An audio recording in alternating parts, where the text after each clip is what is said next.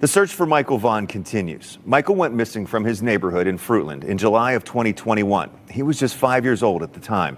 Law enforcement has spent the last year and a half investigating. But the Fruitland police chief says a credible tip led investigators to a home near Michael's neighborhood this weekend. Crews are back out in Fruitland today searching for Michael Vaughn. Police believe his remains are in the backyard of a Fruitland home, and today is the 6th day crews are excavating the yard. Crews could be at the house on Red Wing Street for another week. This house is just 4 minutes from the Vaughn's home. As you know, from the time Michael went missing, this has been an all-hands-on-deck investigation, and it remains very active and an ongoing investigation. You can't take one of our most precious citizens from us and ever expect us to stop.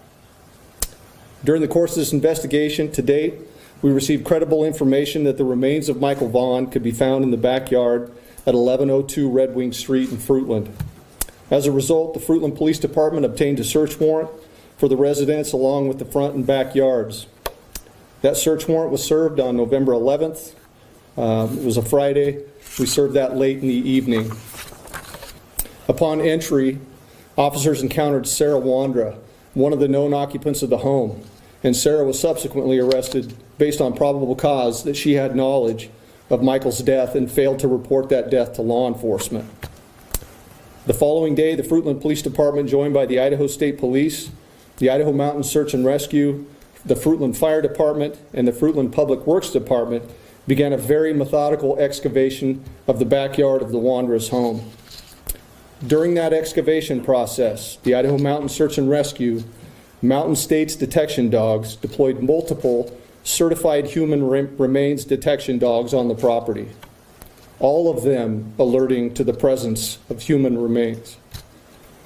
Ground penetrating radar was also used and deployed, detecting anomalies in the backyard. We completed the excavation of the entire backyard and removed over 250 yards of dirt. Prior to backfilling the yard, the dirt was meticulously sifted for any potential human remains. We did not find Michael's remains. Although the remains of Michael Vaughn were not recovered, we strongly believe, based on evidence, that Michael was abducted and is deceased, and that his remains were buried and later moved from the property. As of today, the whereabouts of his remains are unknown. However, the investigation is active, fluid, and ongoing. Once the excavation was complete, we conducted a thorough search of the Wandra's residence. The search was productive, and additional investigative evidence was recovered and is currently being processed. Evidence suggests that the following individuals who are currently in custody are involved in the abduction of Michael Vaughn. Sarah Wandra, 35 years old. Sarah lives at 1102 Red Wing Street in Fruitland and was living there at the time of Michael's disappearance. We believe that Sarah has firsthand knowledge and is involved in Michael's abduction. Sarah Wandra is currently being held at the Payette County Jail for failing to report a death to law enforcement. And Stacy Wandra, 30 years old, a male. Stacy was also living at 1102 Red Wing Street in Fruitland and was living there at the time of Michael's disappearance. We believe that Stacy has firsthand knowledge and is involved in the abduction of Michael Vaughn. Brandon SHURTLIFF, 30 years old, of Kuna, Idaho. Brandon was living with Sarah and Stacy Wandra at 1102 Red Wing Street at the time of Michael's disappearance, and we believe Brandon has firsthand knowledge of Michael's abduction. Adrian Lucian, 32-year-old male out of Toledo, Ohio. Adrian was staying with Sarah and Stacy Wandra at 1102 Red Wing Street at the time of Michael's disappearance, and we believe that Adrian has firsthand knowledge of Michael's abduction.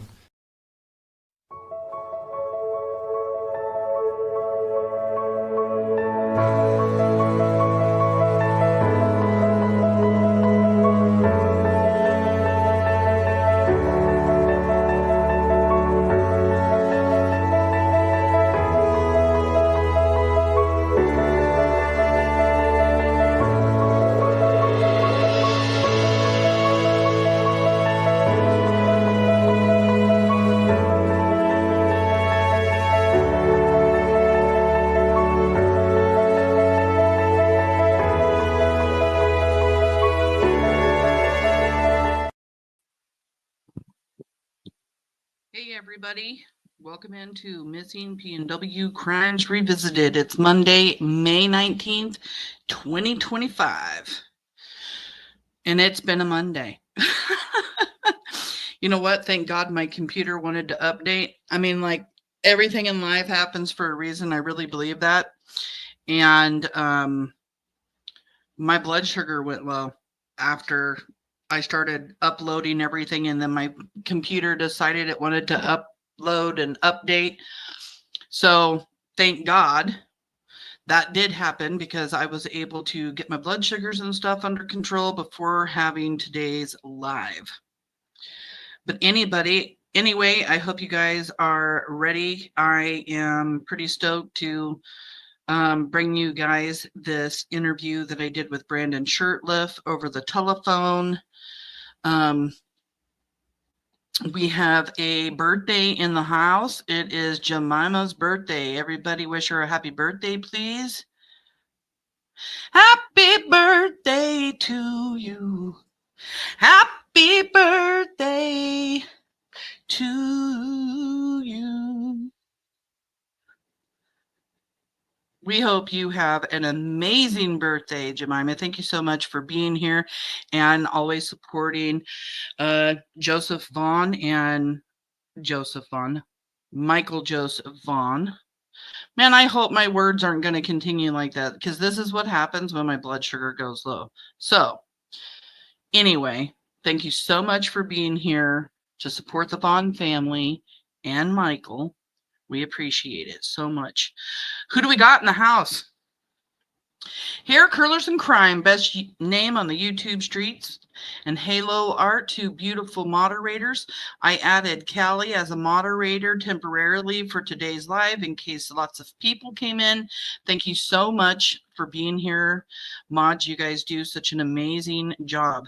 Mama B is in the house. Country, Kitten, and Jen R. Good to see you. Rizzo, thank you so much for being here. And Pam Fogel, thank you for coming in, hun. We appreciate you guys so much for being here and supporting Monkey. Let's see. Welcome in, hun. I don't even know how to pronounce that, but thank you for being here. Jemima, of course, is in the house. Wish her a happy birthday. Donna Might, thank you for coming in. We've got Shortcake. Domestic Pinup is here. It is so good to see you, love. Shannon as well. Thank you for joining us. All right. Anybody else that I'm missing here? Ashley, thank you so much for being here, hun. I cannot do this without you guys, so I do appreciate everybody coming in. The only people that have heard this footage is me and law enforcement and a couple of other sources that I work with, that I share what I do with. So I'm excited to bring this to you guys. And yes, I do have permission to share this information, because it's kind of irrelevant now after the fact. Before I start, just asking for some prayers for my daughter and some health issues that she has been dealing with, and some test results that just came back that aren't too great, but we are still very hopeful that everything is going to be just fine. So if you guys could send some prayers my daughter's way, that would be great. I think that having a large community doing prayers for somebody, you know, is when God listens the most. Monkey Monday is tonight, so please join the round table if you would like to go over there to support Michael and the Vaughn family. My live might go a little bit longer than expected just because of my computer update, and for that I am sorry for running into Monkey Monday. There are many clips that I have. It was an hour and 20-minute conversation that I had with Brandon SHURTLIFF. Each clip is anywhere from 10 to 12 minutes long. I had to redact some information, so you're not going to get the entire conversation, but I will tell you I've hardly had to redact anything. There was just some certain information that I spoke to Brandon about that involved Adrian Lucian, and I have not gotten permission to share that information yet from law enforcement. So this is Michael Joseph Vaughn. Michael was abducted on July 27th of 2021 in his own neighborhood. There are 4 suspects: Stacy, Wandra, Sarah, Wandra, Adrian Lucian, and Brandon SHURTLIFF. And Brandon who we'll be talking about today. From Fruitland, Idaho is where he was abducted. Law enforcement updated the 4 suspects on January 10th of 2025. They are still suspects, and we are waiting, just sitting by waiting for charges that are coming. We know that law enforcement said that these 4 suspects and possibly others were involved. And if you're one of those others and you have any information that you need to share with law enforcement, I suggest you do it quickly. The number to do that is 208-642-6006 or email findmichael@fruitland.org. If anybody else has any information about Michael's abduction or these 4 suspects or any of the other people that may be involved in Michael's abduction and murder, please call that tip line 208-642-6006 or email findmichael@fruitland.org. There is a reward for over $50,000 to any information leading to Michael Vaughn. You can also remain anonymous. Let law enforcement determine whether or not your tip is credible always. You may think it's the smallest tip ever, but it really could be the one puzzle piece to complete this puzzle. Information lately going out on Michael Vaughn. Just want to talk about it a little bit. Don't listen to everything you hear. Everybody knows the YouTube street can get full of misinformation, so be careful about what you listen to and what you believe on the YouTube streets. Some people like to think they know everything. Some people like to think they have all of the facts, when in reality, it's not the case. If you ever have any questions about Kyron Horman or Michael Vaughn, if I know the answer to those questions, I would be glad to answer them. If I can't provide you with the facts, I can try to find the facts. Facts are important. Misinformation being spread in missing children's cases and abducted, murdered children's cases, whatever, in any case, is horrible. We want the public to have interest in Michael Joseph Vaughn's case. We want people to have the facts. We want them to have what law enforcement has said. It's so very important. Rumors get started with misinformation that is put out there. Again, if you have any information to provide to law enforcement about Michael's abduction, please call 208-642-6006 or email Find Michael at fruitland.org. One of these suspects abducted Michael. One of them murdered Michael. One of them buried him in the Wanderer's backyard in Fruitland, Idaho. One of them knows exactly where Michael is today. Michael has never been found, and his body was moved from the Wanderer's backyard to an unknown location. So please, if you have any information, please help bring Michael justice, help bring his family peace, because it's the right thing to do.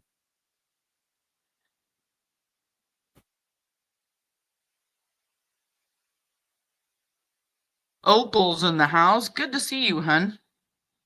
Always love having you here. All right, you guys. So I thought of a few ways to go about this. Like, how do I want to provide this information? You know what? Hold on one second. Hold on.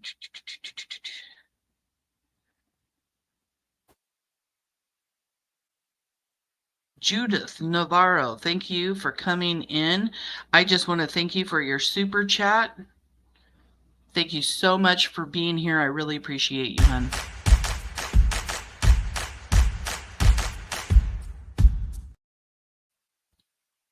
I just don't like forgetting about that kind of stuff. I think it's important to always thank people for what they do for the channel. All right, people are excited. I love it. So, you know, I thought about all different kinds of ways to do this. Like, do I just throw up the clip one by one so that you guys can hear it all? Do I throw up a clip, listen to it in its entirety, and then talk about what we heard? Do I throw up the clip, stop, and play as we go along? And what I have come to the conclusion is I am going to talk about things as we go along, but I will put up each one of these clips. I wish I could. I just need to learn how to do like a whole great big huge clip, because how I make my clips is through CapCut. They only allow me so much, you know, from my phone or from my computer. So yeah, I just yeah, I'll figure it out. If I have to do them and upload each one by one and do a, you know, a whole bunch of 10-minute videos, then that's what I'll do so that you guys have that information. All right. Another link just came in. If you guys want to click that link, I also put in the Meal Train and Monkeys Project link at the top, and Monkey Monday. So if you guys want to purchase anything to support Monkeys Project, you can buy a shirt, a hat, a necklace, a zip-up sweatshirt, an pull over the head sweatshirt. They come in black, pink, blue, red, and all different sizes. There's also coffee mugs, water cups. You can click that link to support Monkeys Project. You can also give anything that you can to the Meal Train. You can give just a Visa card or a regular credit card so that Brandy can purchase the food that she needs for her special diet. Or you can purchase credit cards for restaurants and multiple different restaurants so that they can do like DoorDash and stuff with those. Yes, we are a Monkeys Army. We are not going away. We are monkey strong. Good for thank you for coming in, Purple. All right, McSporn is in the house. Thank you so much for coming in. This is the link if anybody wants to. I believe these are Brandy Strong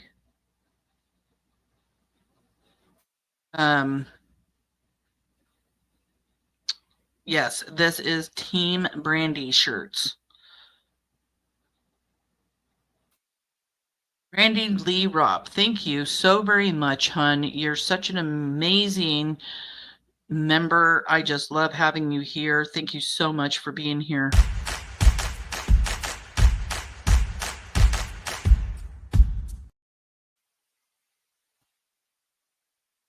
I really do appreciate all of your support, Brandy.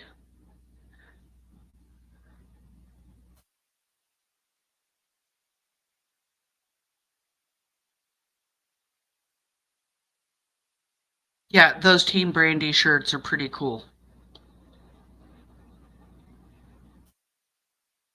All right, so now that my computer has updated everything and my blood sugars are starting to go up and I've welcomed everybody in. Yeah, I hope everybody's weekend went well. I am ready to start this. Like I said, I may go over on the time that I was expected to do today because of my computer update. So please go support the roundtable for Monkey Monday. Come back, watch the replay. I am going to start this clip and I will be stopping and pausing. And remember, like I said, this interview, this phone interview that I did with Brandon SHURTLIFF, I did with him the day before he came up on panel for the live a couple months back. So the fact that there is so many different contradictions and inconsistencies in his story is crazy. Like, you cannot go from one day to another without there being inconsistencies. I don't know if that had something to do with the fact that he was on something or what, because I was told by Dan Guthrie that, you know, he had been on and off stuff with Misty. So I just don't know. I just don't know what to think about all the inconsistencies from one day to another.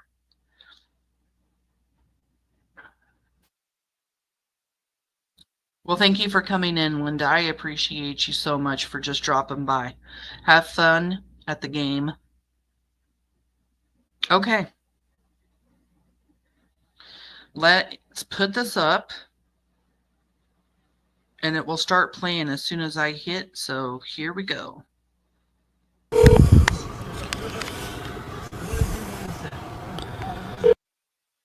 Oh, and just another thing that I want to say. I did have to redact things. And I am not a professional interviewer. Just FYI for everybody. I am not a professional. When I was re-listening to this, sometimes I realized, like, I'd ask him one question, be waiting for an answer, and then I would ask him another and another without even letting him answer some questions. And then I would try to go back to get him to answer questions because I realized what I was doing. So please just keep that in mind. I'm not a professional. I'm a nervous friggin' wreck talking to a suspect in Michael's abduction and murder. I am not used to doing things like that. Stacy Wander coming up on my panel was an absolute fluke. So please keep that in mind, is all I'm asking. And give me a thumbs up if the sound's good. I'd appreciate it. Hello. Hello, Brandon. Yeah. Hi. Thank you so much. Hi, how you doing today? I'm doing good. How are you doing? Doing all right for now. For now? Are you nervous? Yeah, this whole thing kind of got me on edge ever since it happened. And right there, I'm already going to have to stop. Ever since it happened, he's saying that he's been on edge. Thank you guys for the thumbs up. I'm glad that the sound quality is good. I was Sometimes I just worry about it. Caps cut can like mess up sometimes, but I also wanted to point out something too. If you listen to this interview compared to the interview that he did up on panel, the way that he acts is so much different. It's just so much different. And of course, he's going to be a lot nervous when he's up on panel, but his personality is just a little bit different. Yeah, I bet. I just want you to know, if you hear a man's voice anywhere in the background or anything, it could be my husband on the phone with his boss or his daughter or something.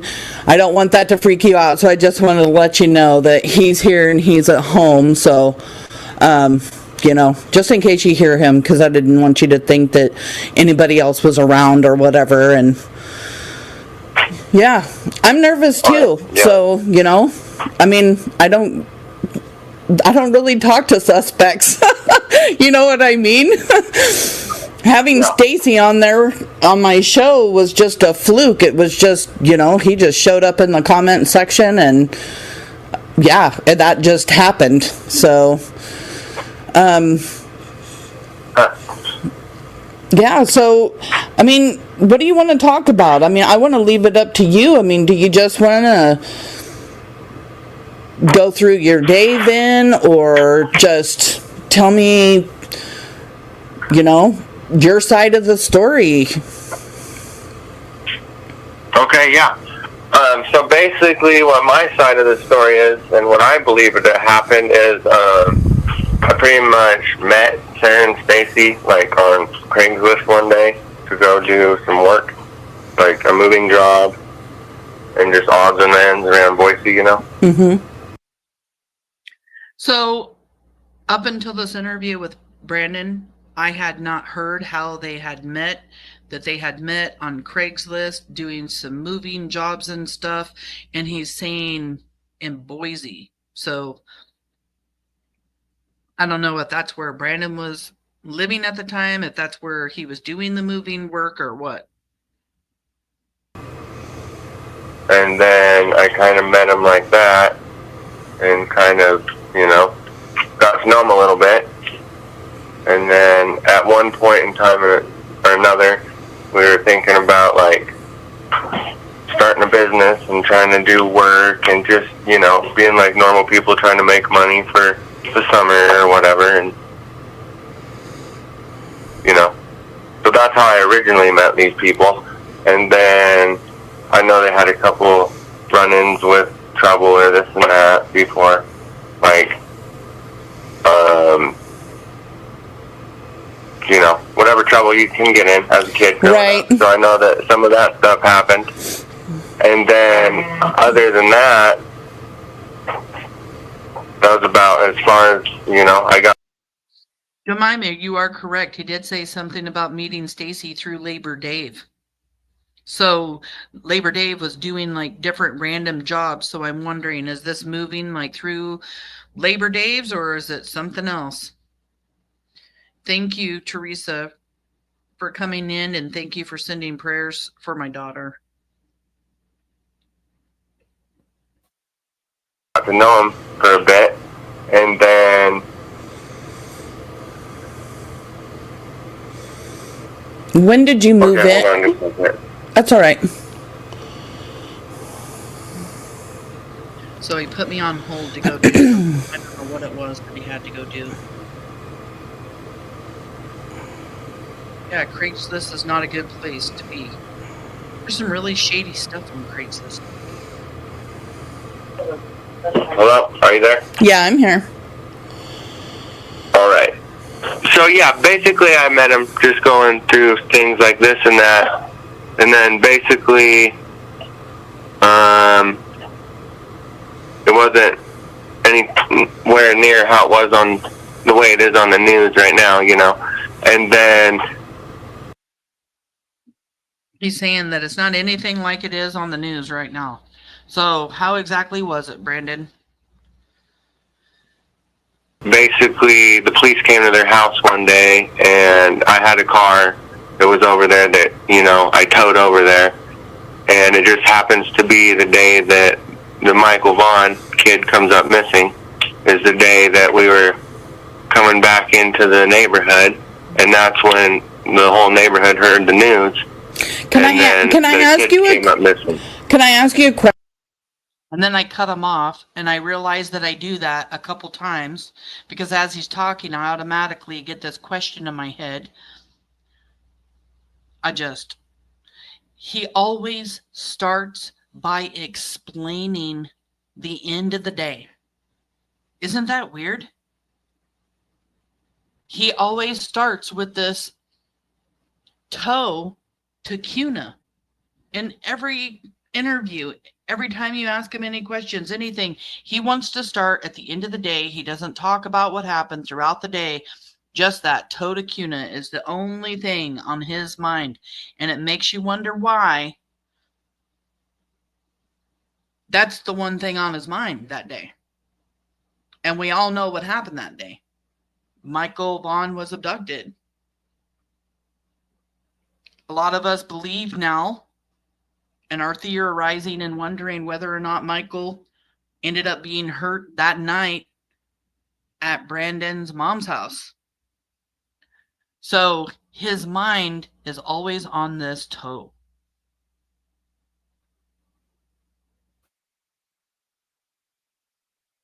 Question about the tow. Whose idea was it to go tow? Did you ask them? Did they ask you? Like, whose idea was it to go? No, I asked them because I was trying to get, you know, one of my cars fixed. Okay.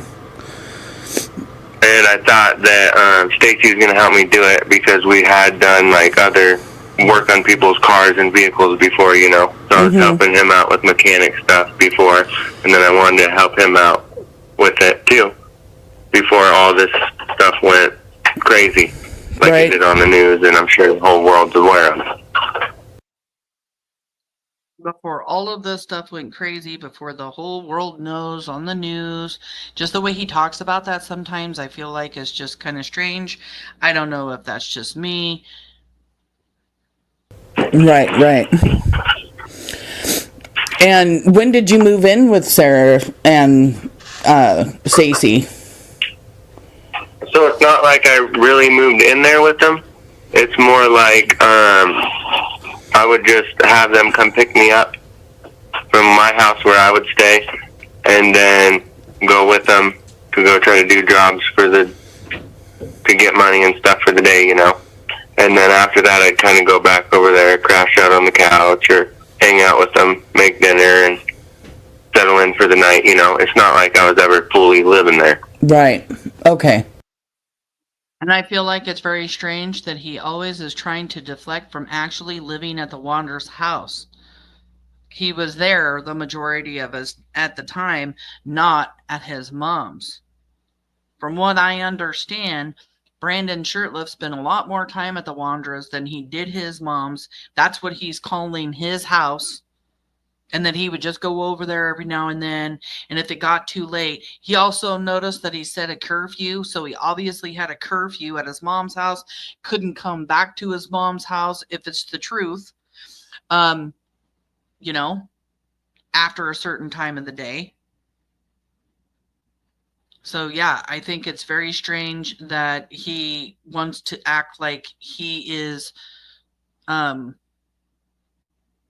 living at his mom's house, visiting the Wanderers.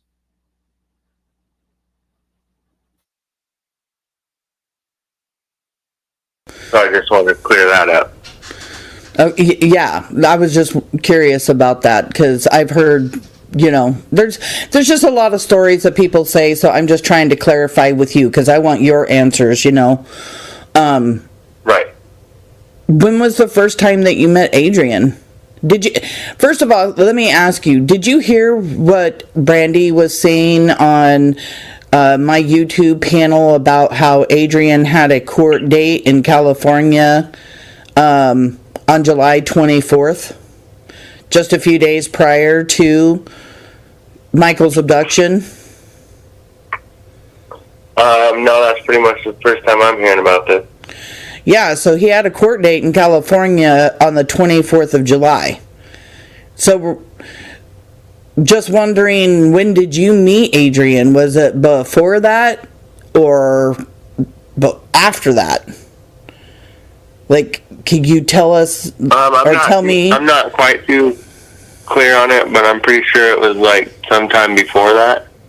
At least by like a weekend or two, because I didn't live there, but I stayed with them like a couple weekends off and on before, you know, when it would get late and then you can't go back because curfew's over or whatever, you know. Okay. And I was sorry. So that's where he mentions the curfew. And then I make the mistake about, can you tell us instead of can you tell me, which was a ridiculous move on my part. I laughed a little bit when I heard that. I'm like, oh my God, what a slip up. I wonder if he was thinking who the hell us was.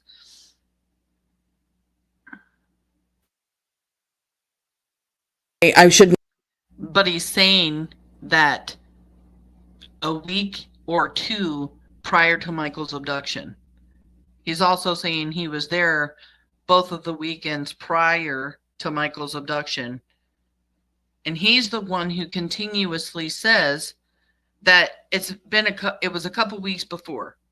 It's only been Stacy that says that Adrian came to Fruitland and stayed at their house months prior to Michael's disappearance.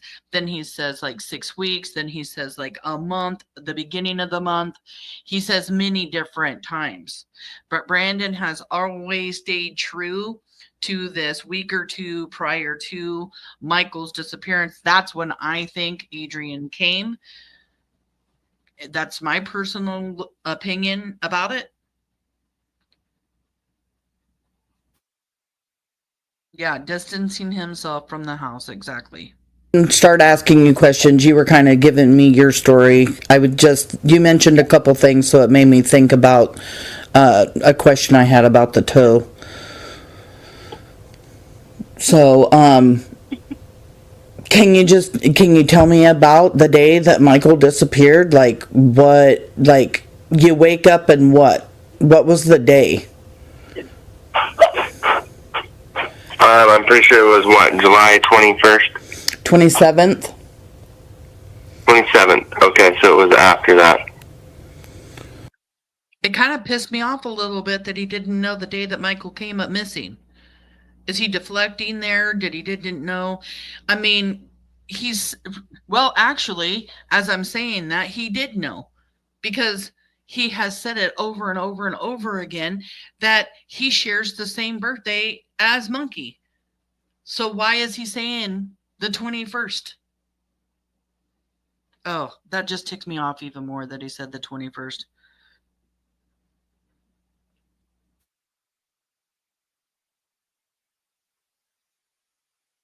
Yeah, just normal day, wake up, as far as I can remember to the best of my ability right now. Just a normal day, wake up and get a couple phone calls for, like, at that time everybody was doing taxi runs, if I can remember. So, you know, you'd wake up and then just get breakfast, get ready for the day, and see if calls came in, if you'd go to work or not that day or whatever. So I just remember being at kind of a normal day like that. Just a normal day like that. That's just crazy to me when it's not a normal day. There was a child, even if he didn't have any involvement in it, just saying if he didn't, it wasn't a normal day. A child was abducted from your neighborhood. There was a child missing, not knowing that he was abducted at the time, missing from your neighborhood.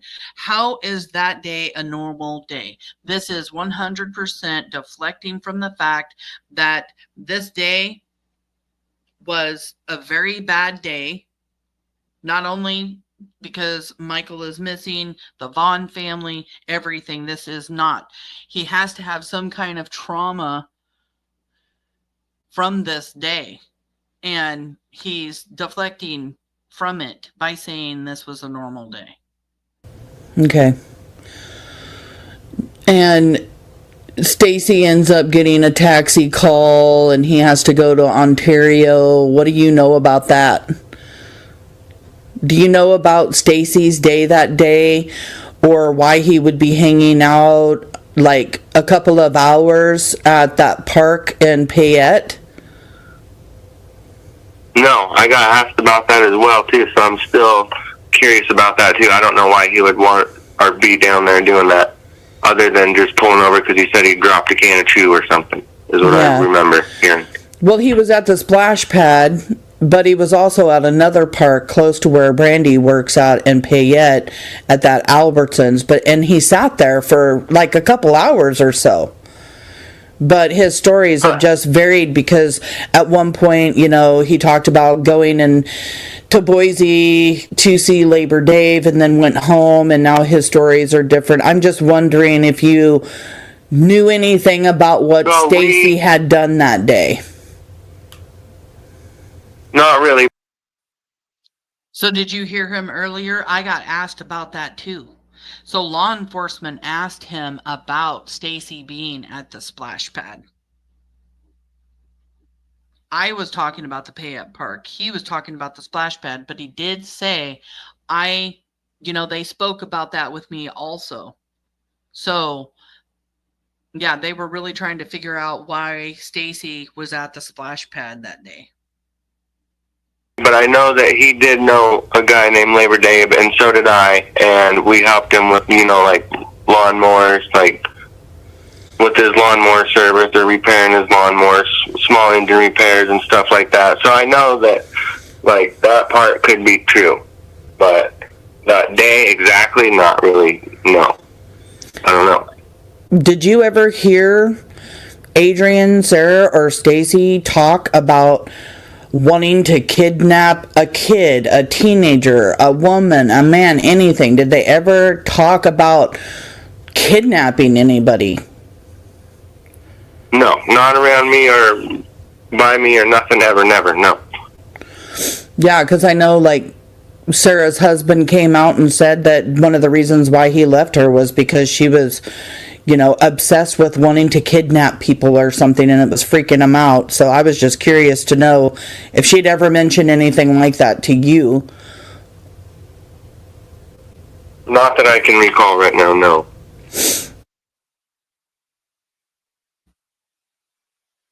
So not that I can recall right now, no. So he can't recall whether she did or didn't. I mean, in some of these parts, like, I'm re-listening to this, and there was times I cut him off. There was times I over-talked. There were, a few questions in a row when I should have just asked him one and let him listen. But I feel like the interview I did the next day was way better. I remember telling myself not to do that, and I'm learning, and I love that. But, yeah, that's the first clip right there. It's crazy to me how he starts at the end of the day, and we find out so much more information. He talked about, getting in the car or going to, well, was that in this clip? I'm sorry, you guys, my blood sugar, sometimes it just messes with me for a little bit when it comes to my memory. But, even after this live, we can always come back to this live, go over things again. But let's continue. Let me look through chat and see what's going on. Make sure to hit the like button. Get this out into the algorithm, please. To help bring awareness. If you'd like to become a member of the channel because you like what you see, I would love to have you as a member. And if not, continue to lurk from the bushes or just subscribe. By the way, I hit over 3,000 subscribers this week. Huge. I don't know how I got like almost 100 new subscribers this last week, but I just want to tell everybody thank you so much. I know Jay for Justice said something and sent people over to my channel. I know Justin from Clutch Them Pearls talked about me last week. So I appreciate everybody coming over, subbing up, and getting me over that 3,000 mark. That's huge for the channel. But anyway, let's continue with the interview. I just got done talking to him about whether or not anybody had talked about kidnapping a child or something. And sorry. After giving, how everything is and what they've been saying on this crazy story and all the, my head's just kind of scrambled, and I've been freaking thinking about every detail in and out, and if something like that could ever happen around me, and if it, just going over everything. And I just think they're kind of strange people sometimes, and this and that, and the more I find out, the stranger it is to me, but they never. He's sitting here talking about all this information and stuff going out, and at the same time mentions that they become stranger to him, talking about Sarah and Stacy Wandra. And he has said that many, many times. I know from talking to Misty that he calls them strange. So, yeah, he's just talking about all of the information going out and what he's hearing. Said nothing like that around me when I was there, no. Okay. So that day he gets his phone call, and you, Sarah, and Adrian had to leave the house.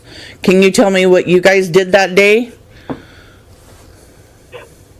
Okay, so that day I do remember us getting in the car, and then we headed out from over there by Fruitland area somewhere, and then we cruised over to heading towards Idaho more. And then, did you guys just hear that well, or did it kind of cut out on you guys? Because it kind of cut out on me a little bit. Just give me a thumbs up if you heard all of that.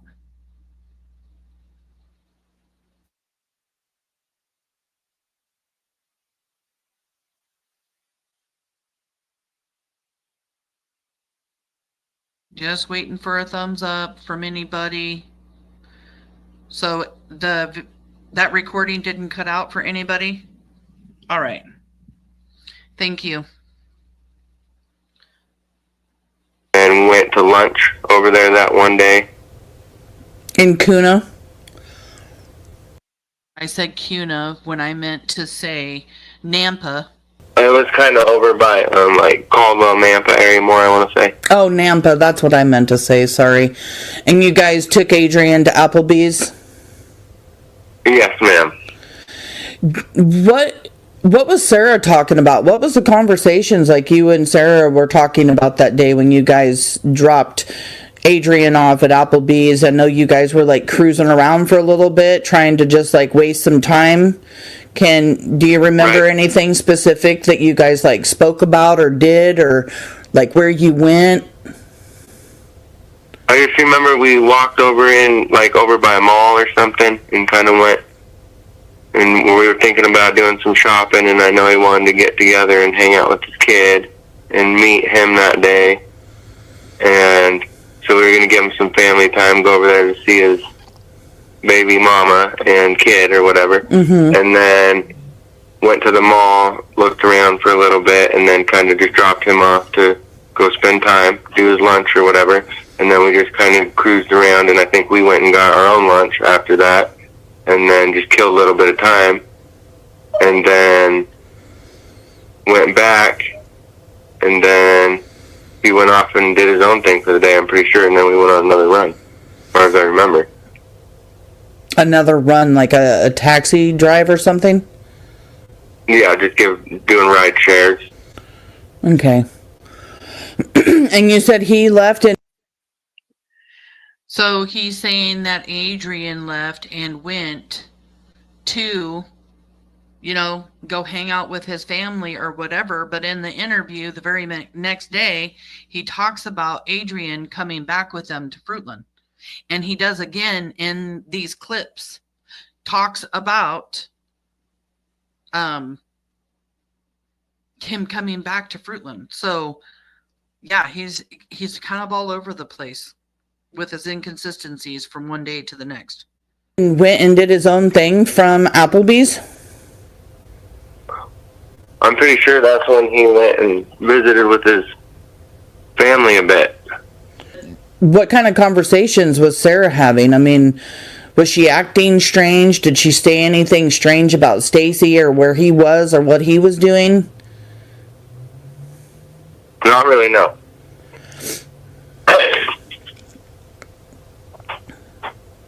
And you said that you and Adrian never got into a confrontation about a jacket or anything?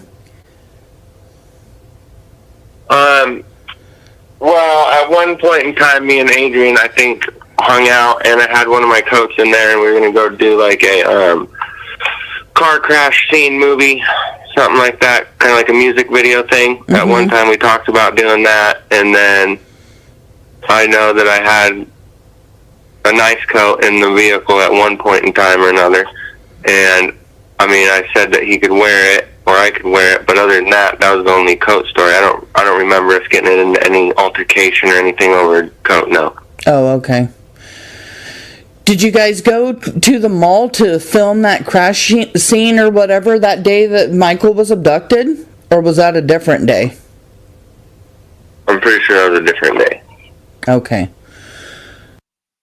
So here he's saying that the crash scene for making the video. So in case you guys are wondering and you don't know, Adrian Lucian does music. They were out to do some crash scene for like a music video of Adrian's. Brandon's talked about this before, and he had actually said before that he did this crash scene that day at the mall. But here, when he's talking to me, he says that he thinks it's a different day. Kelly Dime, let me see what you have to say. I'm seeing you over here. It says, it's funny that he brings up the video, but I don't remember him bringing up the video in the conversation you had with him after this on that live. No, I never talked to him about that crash scene. I kind of got told that it was an irrelevant question and just go ahead and skip over it. So, yeah, we didn't talk about it, but yeah, he talks about this crash scene. And when you ask him about his day, the very next day, he doesn't mention it when we're talking about, you know, what him and Sarah did, or what even him and Adrian did. And what I also find kind of curious about this part 2 is that when he mentions doing this crash scene, he says that it's him and Adrian. He doesn't even mention Sarah. So if he was doing this crash scene up at the mall the day that Michael came up missing, were him and Adrian doing it? Where was Sarah? If it was a different day, it would make sense if Sarah wasn't there. So this brought up a lot of questions for me about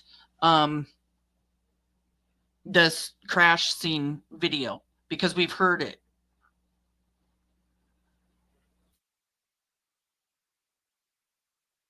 Exactly.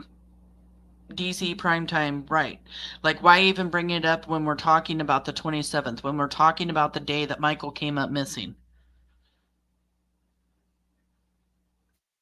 Thank you so much, Sally Mae. I really appreciate that. Let me see.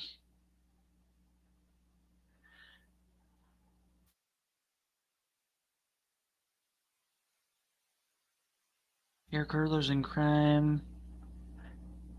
I think he has never said before that he and Sarah did ride runs that day. No, he hadn't. And when I asked him, like, ride runs, like, what is that? Because I'm like, ride runs? Because he never says taxi runs. He always says shared rides. So, yeah, he never mentions them doing this at all. And that is, you know, a huge red flag. So, you know, this the new information that you get from having these interviews is just crazy. We learned so much about Stacy. We've been learning so much about Brandon. Good catch, Hair Curlers in Crime, because I did not catch that.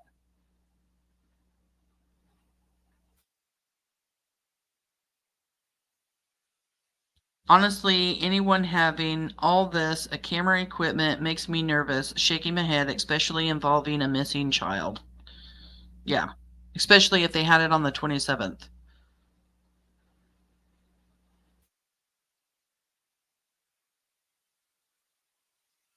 All right. Yeah, imagine getting a ride from these people from the airport or anywhere. Exactly. Thank you for coming in, baby kisses. Okay. Did you and Sarah ever go to a pawn shop to pawn anything that day?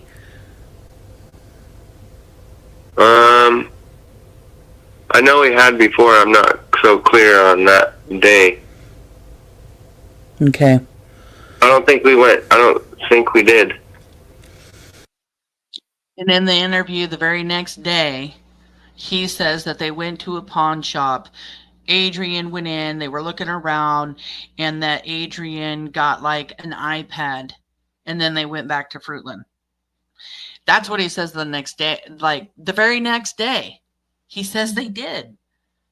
And not only that, that Adrian went back to them with Fruitland, where he's here trying to say Adrian went off and spent the rest of the day with his family, which isn't true because Adrian's ex didn't want him in her place, hanging out at her place or any of that. She just wanted him to meet his son, that only one and only time that he ever did meet his son, even though he didn't take off from Idaho until like the 20th, 22nd of August. And he says he goes to Idaho because he wants to meet his son and spend time with his son and get to know his son, but he only meets him once. And it's the day that Michael Vaughn was abducted. Okay. I'm just trying to think of things to ask you. If you can cut me off and talk about, whatever you want to talk about. I just, I've always had, lots of questions and trying to figure out like the timeline for the day and who was doing what. I mean, was there anything that you felt like was fishy? Like once you guys found out that Michael had been abducted, did you hear or see anything after that? I mean, having to do with Michael? Did you hear a conversation? Did you see anything? Me personally, no. Do you know of anybody that did, that may have said something to you about it? I asked him that question because he's like, me personally, no. And it's like, okay, so did somebody else? No, because at this time and place during that day when it was happening, I was just thinking it's a normal, regular day, so I wasn't really paying too much attention to it. But then later, I remember I got arrested and brought in, and they asked me questions about what happened that day and this and that, and why was he at the splash pad, and what's going on, and where were you at this time and this hour, and everything, and they go over that, and it's just like I try to do the best of my ability that I can too, even though it's been 5 years now, but. And he says 5 years. It hadn't been 5 years, been 3.5. It will be 4 years in July. But there's just so much deflection here. Yeah, I don't think they were trying to do anything. Like Sarah wasn't trying to tell me anything like that, no. And I don't think Stacy was even there at that time. Yeah, and he's saying, good point, Shannon. He just got done saying that he was arrested. So we know when J.D. Huff puts out the names of the suspects, they're saying that they're looking for Adrian, Lucian, and Brandon SHURTLIFF. And law enforcement went all the way up to Montana, just like they did recently, to find Brandon SHURTLIFF. But this is the first time we hear he's saying arrested. So I don't know if he was picked up and brought back when they went to Montana or what. From what I understand, Brandon freaked out after they came up there to Montana, after he was named a suspect, and then packed up all of the stuff from Dan Guthrie's and stuff, and then went to his dad's house. And I'm not sure about how he ends up talking to law enforcement about Michael. But he's saying here, arrest. So that's crazy.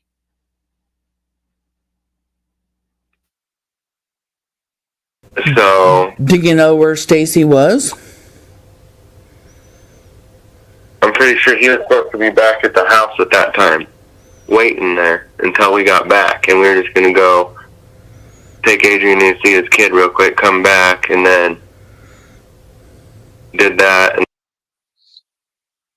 And he says, come back right there. He just says, and I think that's what he just said right here, that Adrian came back. Let me rewind just a little bit.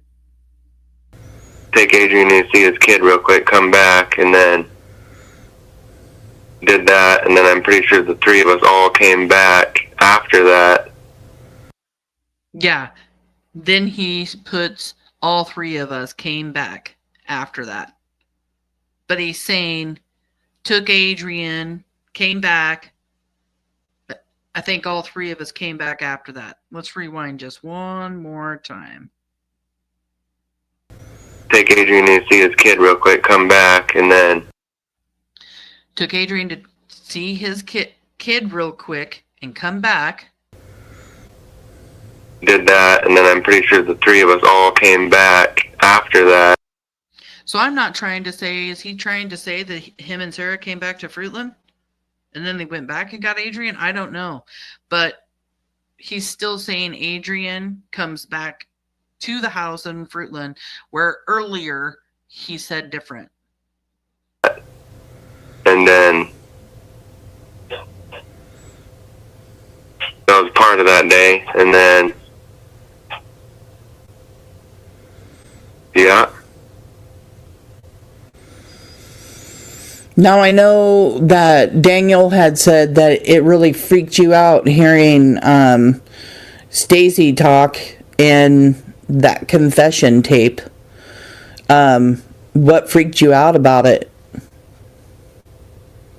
Well, I haven't really quite gone over all of Stacy's things that he's been saying, but the whole fact of the matter that he said that him and his wife possibly killed a kid at their house and this and that, that's the whole part that would probably, freak me out big time. He's actually saying, but the part where he says him and his wife killed a kid. So he's trying to say that in Stacy Wandra's confession footage, that he's admitting that him and Sarah hurt Michael. But that's not what he said. He said that Brandon bound Michael up at his mom's. He said that Sarah and Adrian buried Michael in the backyard and that Brandon wasn't around when they did that. But here, that's what he's saying that he heard from that confession footage, which is not what was said. Well, I can tell you what's in those confession tapes if you would like to know, because he acts like he hadn't even heard him yet, and then he goes and tries to explain to us, or explain to me, what it was that he said. He's pointing the finger at you. Yep, and I've heard that too, which is another thing that, made me pretty upset. And he said that Michael was buried in a garbage bag. He was buried in the backyard, that Sarah and Adrian are the ones who dug that hole. He also said you weren't there at the time. So I was like, oh, okay, well, where was Brandon at? But he said that you bound Michael up in the spare bedroom false. at your mom's house. Which is also false. Because I've never even met Michael or never even seen him or this or that or anything. And I definitely would not do stuff like that. So I know those are lies for sure. He knows those are lies for sure. He quickly was to say they were lies and that he didn't do that. That he did not bound Michael up. Yeah.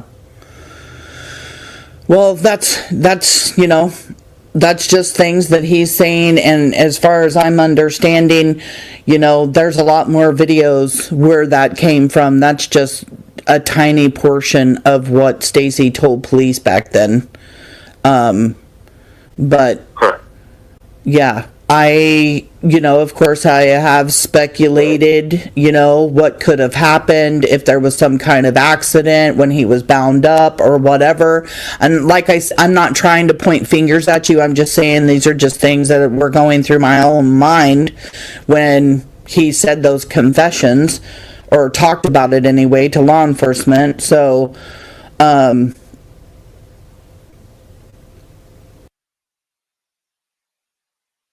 Exactly. Hair curlers and crime. How could he not be so mad? Stacy said he did that. I would flip a table over mad if someone accused me of that. Exactly. Why isn't he showing a lot of anger? You know, when people talk to him online through TikTok and messages and stuff, Brandon threatens to hurt them, kill them when they mention Michael. But he doesn't get that angry when he hears from me or hears on the internet, on YouTube, that he's been accused of harming Michael, of duct taping him up, bounding him up. It doesn't make any sense. Yeah, pretty assessor. I would be furious. Kelly Dime saying that she would be too. It's insane to me that he doesn't get upset. He can get upset at anybody else on the internet for just where's Michael, but not get upset at Stacy for saying crazy shit like that. Yeah, I would be livid, furious. I would be like, I didn't fucking do that. No way. I can't believe he's out there saying that. This is friggin' ridiculous. You know, whatever. Excuse my language, but still. He has threatened people so many times. Right, and I'm trying to sort it all out in the best of my ability in my mind that I can too, and I just keep going over this time and time again for years. I have, and it's almost driving me to the point of being freaking crazy thinking about it. Driving himself crazy, thinking about this day for years and years, he says. What? You're only driving yourself crazy, Brandon, because you know you have knowledge, because you're guilty of abducting or murdering Michael Vaughn. Straight up. To so much detail, but yeah, some things are off from me and Stacy's story, so I mean, there's that for sure. Some stories are off. Honey, being accused of binding Michael up at your mom's house isn't just stories being off. You're being accused. The finger is being pointed straight up to you, and the way you react to it is crazy. And I will be sending Brandon a link to this. Just saying. Exactly. TikTok. Better go talk to law enforcement real quick before the cuffs come, Brandon. For one. yeah. And it's just been a big, constant battle nightmare between... Yeah, and that's what it's all about. It's just like, coming down to the truth, because Stacy's a liar. And to be honest with you, Right. I wanted to talk to you because I believe, I know you have a child. I know you have one on the way, which congratulations, by the way. Thank you. You're welcome. I just, getting to the truth Hey, of Samantha, what's... Can I say something? Sure. Who's this? And this is where Misty cuts me off, and I can't even remember if I even go back to what I was going to say to Brandon, which really sucks because I was coming to a great point, but she interrupts.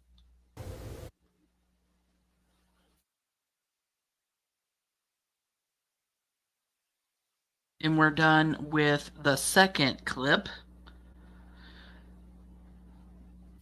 So right now, if you want to join the roundtable, support Monkey, support the Bond family, you surely can. Because I got a late start, I'm going to go ahead and finish this last clip that I did upload, and then we will be done here, and then you can go over and join the roundtable, or you can stay. It is up to you. You can always come back and replay. I just want to let you guys know that the roundtable is up and going right now.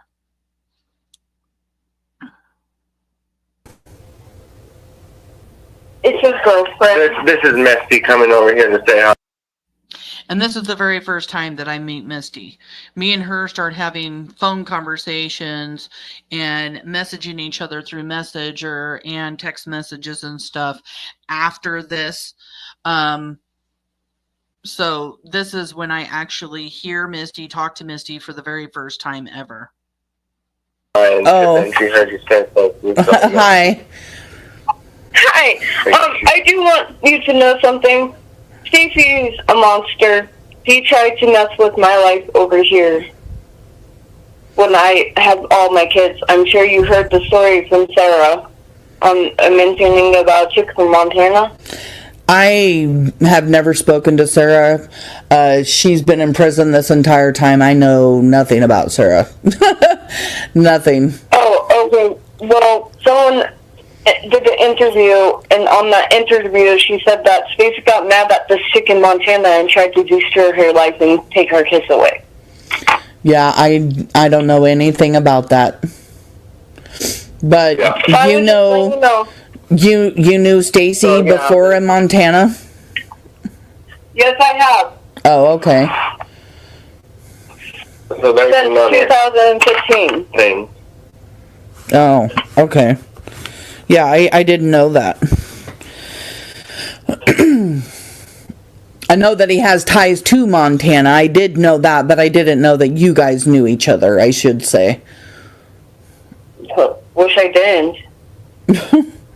Man. I call him a monster in my eyes, to be honest. He is a monster. Look how he treated Brandy on that. Oh, yeah. That live show that I did with them. He was a monster to the mother of a missing child. Right. It was the most grossest thing. Cool. Yeah, it's the most grossest thing I've ever seen, and I've actually had many, many nightmares since then, and felt like I was going to vomit the entire time he was up on my panel. So, to treat a person like that is one thing, but to treat her like that, having her almost have a mental breakdown, I knew she wanted to ask him questions, and I knew I needed to keep him there, and I didn't want to kick him off, but I'm not gonna lie, when I almost knocked him off my panel a dozen friggin' times because that was disgusting. And I had actually thought maybe Stacy would never be capable of harming a child, but my entire aspect on everything has changed since that interview, because I look at him now like the biggest monster, and that's exactly how I describe him now. He has some serious anger issues, and that is actually the reason, Brandon, that my mind started to shift a little bit about you was after that. Having him up on my panel, I started doing more research. I started watching more interviews with you in it. I started really watching your words and just like, okay, let's get down to the bottom of Brandon. What would he have to do with any of this, if anything? Or does he just carry some kind of knowledge about what happened and is just scared to say so? You know, because right, and I'm too. Mine's been with it for. And he says that's where his mind has been with it when I say, or does he have just some kind of knowledge of it? Like, because, first of all, I want you guys to know I'm not Brandon's best friend, nor was I, but I was the person that Brandon needed me to be to get him to talk to me, number one. So, me saying that, you know, after listening to Stacy and then started listening to Brandon, some of it's a little bit of just a bunch of BS because I really wanted him to think that I was his friend, that I, you know, didn't think he did anything. So there's that. But here he is talking about, that's kind of where his mind is when I'm mentioning to him that he may have some knowledge of Michael's abduction. Let's listen to that little portion again. Watching your words and just like, okay, let's get down to the bottom of Brandon. What would he have to do with any of this, if anything? Or does he just carry some kind of knowledge about what happened and is just scared to say so? You know, because right, and I'm too. Mine's been with it for a long time as well. Yeah. And it's crazy that, you know, some of those things like everybody keeps going over, but to just make up some story out of bullshit because you're pissed off or this and that, and then frickin' go with whatever you want to run with or flow with, eventually people's going to be tired of getting BS'd, and then they're going to go around and talk to people. And then especially like if someone took my kids, like I have a kid, and if someone came and messed with me and my family and my kids and this and that, I think there's a God-given right to protect them, stand up for them, do this and that. And if someone's going to, you know, if that ever happened to anyone that I knew, and then for someone to, whether you're blamed for it, accused of it, this or that or not, just to come back at the mother of that child with such, like, disregard and not give a rip, that is way not cool, you know? Like, that's the biggest red flag to me, personally. Yeah. Baby kisses, rewind right there. Where do you want me to rewind, hun? Because I will. How far back are we talking?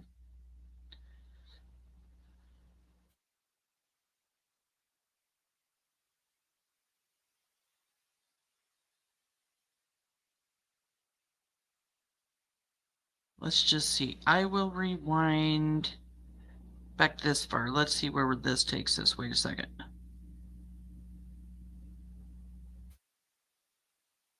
My kids and this and that, I think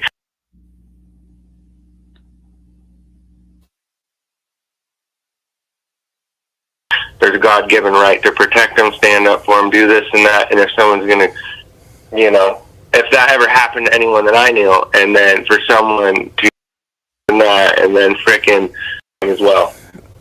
Yeah. And anything. Or does he just carry some kind of knowledge about what happened and is just scared to say so? You know, because right, and I'm too. Mine's been with it for a long time as well. That's where my mind has been with it for a long time as well. And when I said him, I was talking about Brandon. Like, in my mind, I'm wondering if he has some kind of knowledge, and he is basically agreeing that that's where his mind is also. He has some knowledge. We all know he has some knowledge. J.D. Huff even said they believed that they have some knowledge. I believe that he has some knowledge. He says way too many things. He slips way too many times in all of the interviews that he does. It's insane. Yeah, baby kisses, he admitted it. He admits right there he has some kind of knowledge. But in his own way, that he uses his wording, he doesn't he doesn't make any sense. Does he think that because of the way he said it, he's deflecting from it? Does he not understand how he just basically admitted to having some knowledge of Michael's abduction?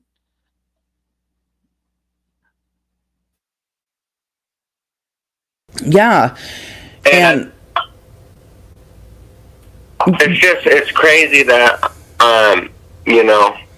some of those things like everybody keeps going over, but to just make up some story out of bullshit because you're pissed off or this and that, and then frickin' go with whatever you want to run with or flow with, eventually people's going to be tired of getting BS'd, and then they're going to go around and talk to people. And then especially like if someone took my kids, like I have a kid, and if someone came and messed with me and my family and my kids and this and that, I think there's a God-given right to protect them, stand up for them, do this and that. And if someone's going to, if that ever happened to anyone that I knew, and then for someone to, whether you're blamed for it, accused of it, this or that or not, just to come back at the mother of that child with such, like, disregard and not give a rip, that is way not cool, Like, that's the biggest red flag to me, personally. Yeah.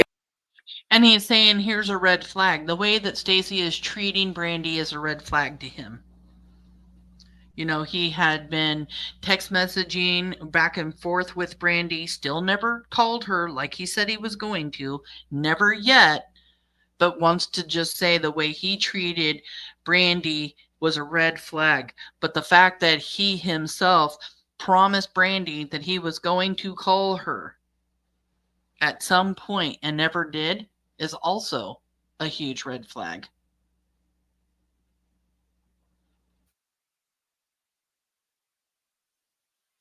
It is. He, and then you have them all over the YouTube channels saying everything. I'm sure you've heard it all, and everybody's gone over it. And, you know that he's lying. He is misconstruing everything he says.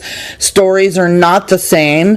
And then, he denies having any involvement at all. And then here comes confession videos where he actually does have knowledge of it and actually pretty much confesses to knowing about Michael, knowing Michael was dead, knowing where Michael was buried, the whole 9 yards.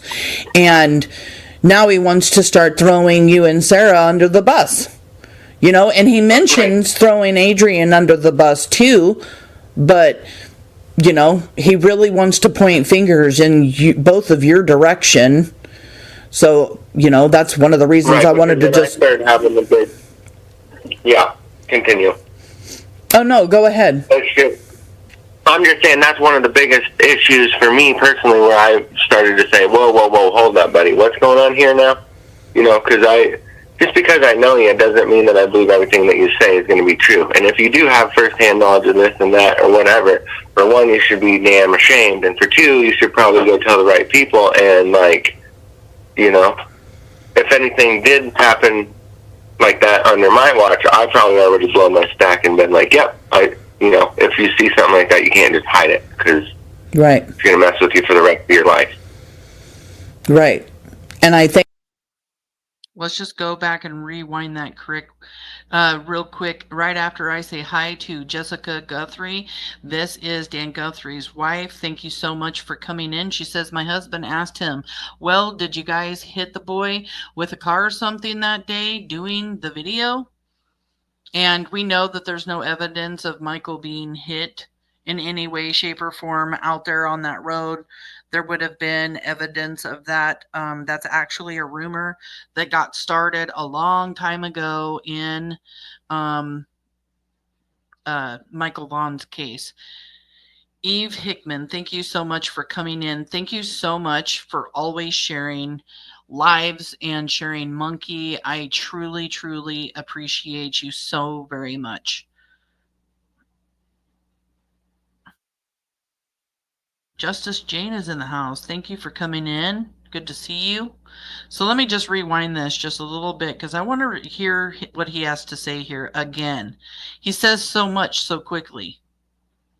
Just say, whoa, hold up, buddy. What's... Much confesses to knowing about Michael, knowing Michael was dead, knowing where Michael was buried, the whole 9 yards. And as I'm telling him that Stacy Wander is throwing him under the bus, confessing to knowing where Michael was buried, who buried Michael, the whole 9 yards, he's in the background agreeing with everything I say. How would he even know that unless he had knowledge? And now he wants to start throwing you and Sarah under the bus. You know, and he mentions throwing Adrian under the bus too, but you know, he really wants to point fingers in both of your direction. So I'm just thinking here, the more I can get Brandon to believe and think and see that Stacy's throwing him under the bus, I want him to start talking more about Stacy, more about Sarah. You know, can I get Brandon to throw them under the bus as well? Is what I'm trying to do. He doesn't get as angry as I thought he would get here, or anytime I talk about it with him. Like we just talked about how strange that is.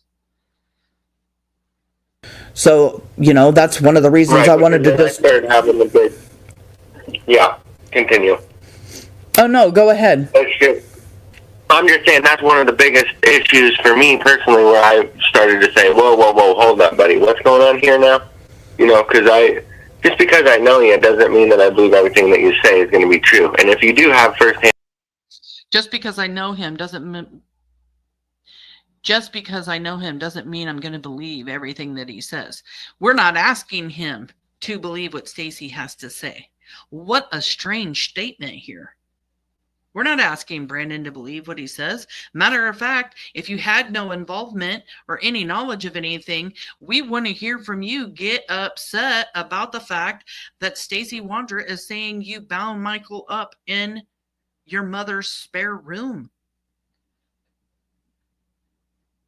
And knowledge of this and that or whatever. For one, you should be damn ashamed. And for two, you should probably go tell the right people and tell the right people. Stacy Wandra did tell law enforcement. I'm telling you here, Brandon, that is what Stacy Wandra did. That's where those confession footage came from. He is telling law enforcement these things. Why aren't you upset about it, Brandon? Instead of just, wait, hold up. What are you saying? Because that's what that's his reaction to all of this. Whoa, hold up. Doesn't make any sense. You know, if anything did happen like that under my watch, I'd probably already blown my stack and been like... If anything had happened on my watch, I probably already would have blew my stack. If is a huge red flag. Huge red flag. Why if? There should be no if at the beginning of that sentence, Brandon. If I had anything to do with... Let's listen to what that if was. Let's hear that if again. Damn ashamed. And for two, you should probably go tell the right people and if anything did happen like that under my watch, I probably already... If anything like that happened under my watch. If anything like that happened under my watch. Blow my stack and been like, yep, if you see something like that, you can't just hide it, because it's going to mess with you for the rest of your life. Because it will mess with you for the rest of your life. And Brandon, we know that. It's going to mess with you for the rest of your life. Keeping the knowledge that you have inside, knowing what happened to Michael Joseph Vaughn on July 27th, 2021, is going to bother you for the rest of your life while you're sitting in prison. And you're also going to be kicking yourself in the ass for not taking a plea deal. You're going to sit in jail. Damn, should have took that plea deal. And regretting every decision that you made that day. Because if you didn't kidnap Michael and somebody just walked in the house with him, your first reaction to that should have been walking out the door with your cell phone, calling 911 and saying, my crazy ass roommates just took a child. If you made the decision to abduct Michael by yourself or with Sarah and Stacy or one of them individually, you had the opportunity to not walk out of your house and go abduct a child. All of these decisions were your decisions. Everything that happened that day was because of a decision that you made. And right now, the decision that you should be making is taking that plea deal before getting the firing squad. Telling law enforcement everything you know about Michael's abduction and his murder. And since law enforcement seems to think that you know where Monkey is now, you better make the decision to tell law enforcement where he is now. Otherwise, these aren't going to be the small slaps on the hand that you're normally used to getting by your mama and your grandma and your dad and the rest of your family members that are trying to protect you. This is prison for the rest of your life and possibly the firing squad. That's what's going to happen here. So start making the right damn decisions, Brandon. Right. And I think what it's coming down, I think what it's really coming down to is he did say that Sarah was involved, that he saw Michael there at the house. And so that's why you and Adrian telling law enforcement or talking about what you may have seen or not seen or whatever. That's why that's all important. Because we know you and Adrian were there at the house, and he is telling law enforcement about what happened. So if you guys are around, then, and all of that Stacy is saying happened, then how could you guys not have knowledge of it? I guess and I'm not trying to point a finger at you, Brandon. That's not what I'm saying. I'm just saying if you guys are around, Stacy's saying that all of this shit's happening, then how could you guys not have knowledge of it? You know? Yep. Like, I'm not trying to be mean. I'm not. He just says, yep. He's so nervous right here, but I'm kind of just like, when he says, it's just, how could he not have knowledge of something? And I'm trying to get him to admit the knowledge that he has because of what he said earlier when I mentioned him having knowledge. I want him to admit to me the knowledge that he has. And how could Adrian and how could Brandon not have knowledge about what happened that day if they were both in the house when Michael was abducted? You know, don't take me the wrong way. That's just what I know everybody's asking in their head. So that's why it's just important, you know, for the truth to come out, and anybody that has any knowledge to just, you know, now would probably be the time. I know that Brandy went and spoke to the DA's office again on Friday. She's supposed to be putting out a video of some sort, but I know she hasn't been feeling good, so I think that's why she hasn't put the video up. She has her ups and downs with what's going on with her right now. Just to give an update of what happened Friday. So yeah, that, and I'll send you the link as soon as I know that it went up or whatever, but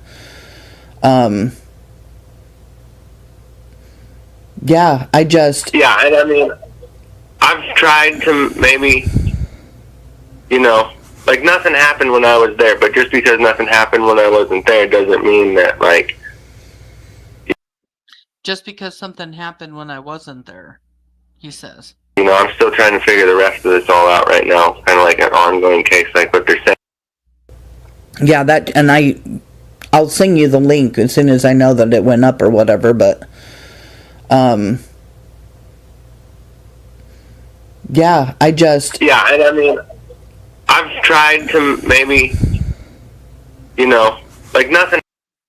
He acted like he was gonna say something and then he did it, and he just catches himself right there. He really acted like he was gonna say something and then just goes right back into the way he was the next day when I got him up on panel with, you know, got to think about things. I'm still trying to, you know, figure things out or whatever. He just started deflecting. It happened when I was there, but just because nothing happened when I wasn't there doesn't mean that, like, you know, I'm still trying to figure the rest of it. Yeah, doesn't mean like what? Doesn't mean like it didn't happen. He doesn't even want to put in that didn't happen because he knows if he says that, he has to have some kind of knowledge.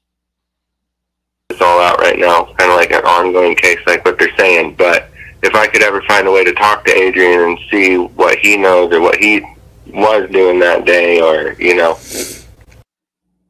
Yeah, if I could ever talk to Adrian, he wants to talk to Adrian. Like, because I haven't really even seen or heard from him since the day that, years ago, you know. Since the day, and then he says years ago. From what day? The day of Michael Vaughn's abduction, the day that he left Idaho. When was the last day, Brandon, that you saw Adrian? I would love to know the answer to that question. I might just have to text him. When was the last day you saw Adrian? Why hasn't anybody thought to ask him that? Kind of curious now. But I've been in contact with Adrian also. Like I said here, I have been in contact with Adrian. I have a source that talks to Adrian. Is about as much information as I can give the public right now about Adrian. But I did have to redact a tiny bit from here. So yeah, I have no idea what goes on with that. I've actually been in contact through somebody else. And I can tell you what he's saying, and I could even send you a screenshot of one particular thing, and it's only one thing that I'll be able to send to you, because that's the only one thing I'm allowed to share right now. Matter of fact, Right. I will share it here publicly when I get permission. But I had permission to share this screenshot with Brandon. Trying to get permission to share more about Adrian at the time, because I really feel like, you know, he shouldn't be out there doing what the hell he wants to do and not talking to anybody about anything, you know what I mean? But Right. I have a text message, and he says that they were he said they were trafficking kids. And after we're done talking, It does. I don't know why I almost said S trafficking, but Adrian Lucian, in a message that I have that was sent to my source, says they were trafficking kids. I'll send that over to you. I don't want to. And I sent that over to him after we talked. And he just kind of sent a wow face. And that was it. He didn't say nothing much more after that. I mean, we talked more after that, and he went up on live. But I think he crapped himself when he saw that Adrian had said that. Try looking for the message right now, but yeah, that's exactly what he said. They were trafficking kids. See, that's new information to me too. I mean, I've heard other people kind of hint over towards that about them, that they've heard it, but actual factual information on that, this is a new one. Yeah. Adrian's new game is he wants everybody to think he's some paranoid schizophrenic that can't comprehend shit, and that's just not the truth. He's actually doing pretty damn good, and he's just living the high life, acting like none of this shit's going on. And that is the last of that clip. I have been in contact with Adrian Lucian for months through a source.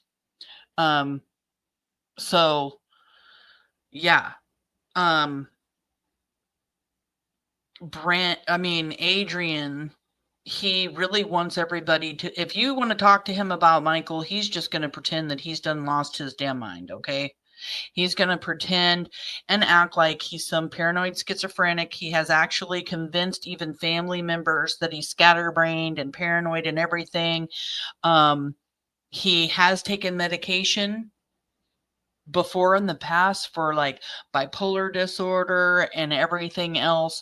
But he loves to deflect and use that anytime somebody wants to talk to him about Michael. But I know somebody else besides my source that actually met Adrian. They sent me a message and they were able to tell me that he looked great. He was clean cut, that he didn't look like that he was on drugs. He didn't look like somebody fresh out of like a homeless shelter, and a lot more information. And that is something that I am working on being able to share with everybody. Yeah, just working on being able to share the information that I have on Adrian. Because it's crazy. And and many messages that were sent. That is the one message that he sent, of course, that makes you go like, what? And the way he says they were trafficking kids. It's insane. And a lot of us have thought, what if that's what was going on? My personal belief, my personal opinion on all of this is they wanted to traffic somebody. They did. I don't believe that it was a child. And I believe that Michael ended up abducted that day because one of them made a decision when they saw him out by himself and thought, hey, let's do this. Brought him back. There's a huge argument. They realize this child's taken from the neighborhood. Brandon's like, hey, my mom's house is empty right now. Or Stacy or Sarah or Adrian or somebody points out that his mom's house is empty right now. Adrian admits the next day on the live that I have with him that there was an altercation, an argument before they leave to go to CUNA. And I believe that's the argument they have. And they go to CUNA. That's my own personal belief. That Michael was kidnapped, brought back to the house, then they left to go to CUNA. I don't have any proof that that's what happened. Like, that's my own theory. That's my own idea of what happened here. When you put together all of the pieces that we have been given, that we do know are facts, that is what makes sense to me.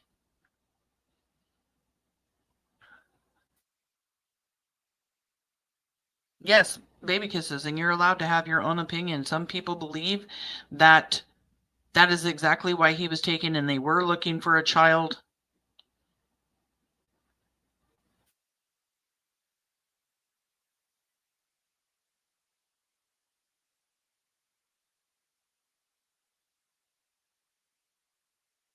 But I will come back here tomorrow, 4 p.m. again, and I will play some more clips. You can join like the last 15 minutes or so for Monkey Monday, if you would like. If you haven't already, went over there and joined. I really appreciate you guys all for being here. Make sure to hit that thumbs up. Make sure to become a member if you like what you see. And just,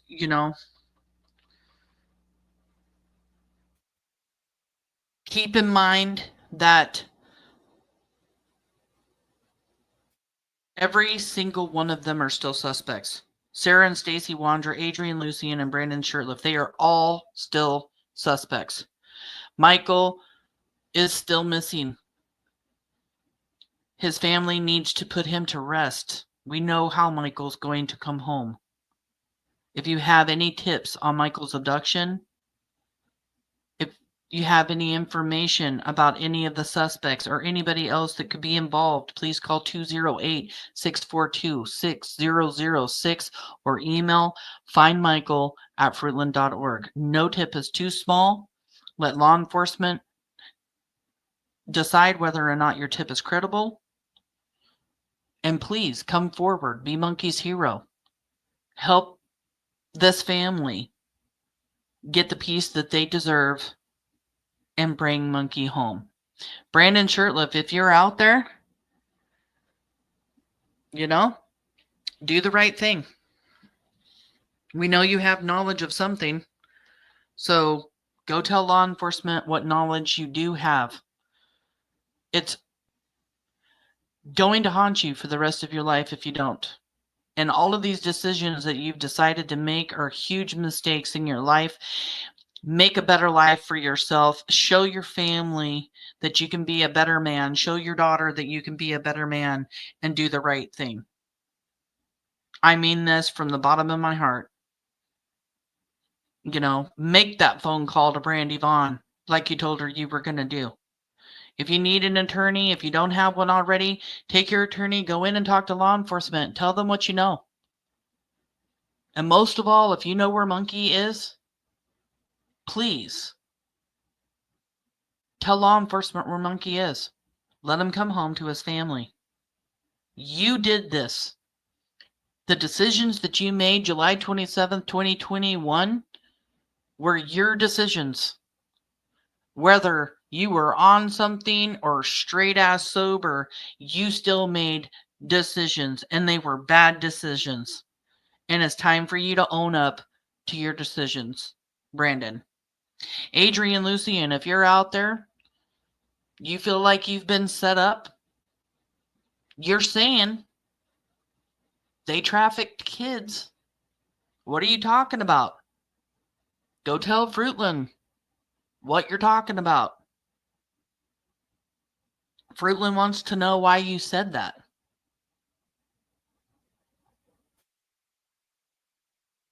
The captain of Fruitland Police contacted my source and told my source to tell Adrian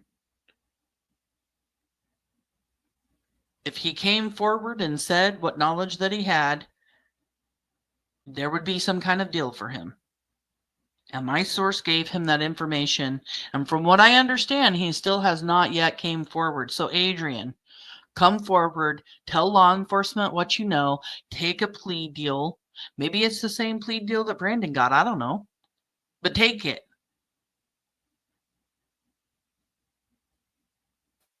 I do believe that law enforcement thinks that your involvement isn't as heavy as the involvement of Brandon, Sarah, and Stacy.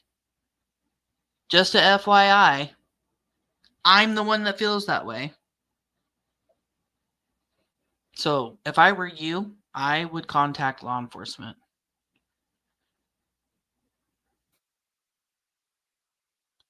It is time for justice. It is so time for Monkey to come home.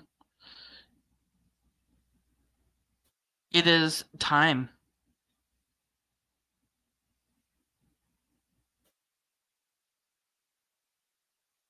I may or may not have called Brandy Brandon or Brandon Brandy. I do it all the time, and I hate it when I do it, but I do it. I'm sorry.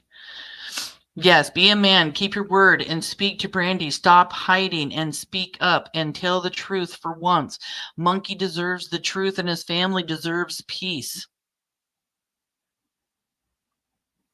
He is definitely not in jail. He was only in jail for like maybe 3 days on a warrant that he had.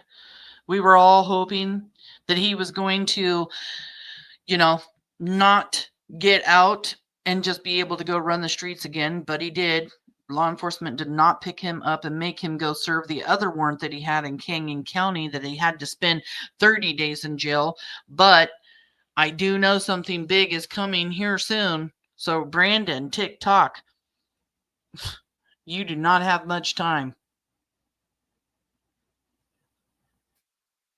Oh, no worries if I read that wrong. Yeah. Oh my God, is right. I thought he was not going to get out.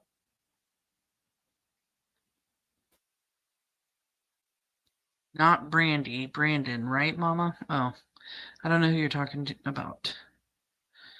Thank you guys so much for always being here, for supporting History Being Made, interviews with child abductors, deceasers via YouTube.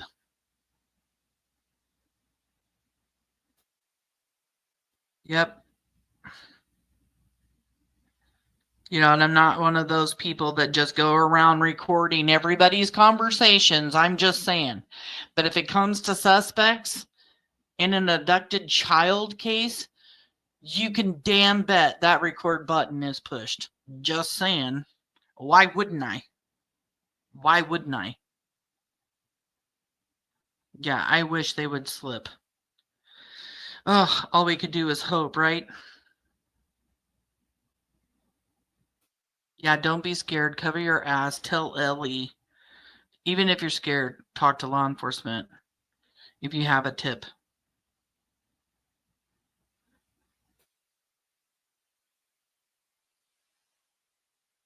I'm so thankful for everybody that came in tonight, for supporting Michael, the Vaughn family. I really, really do appreciate you. Julia, thank you so much for coming in tonight. She says, Samantha, this is golden. Thank you for sharing. I love being able to share this with you guys. It took me a minute to get permission, but I did get it.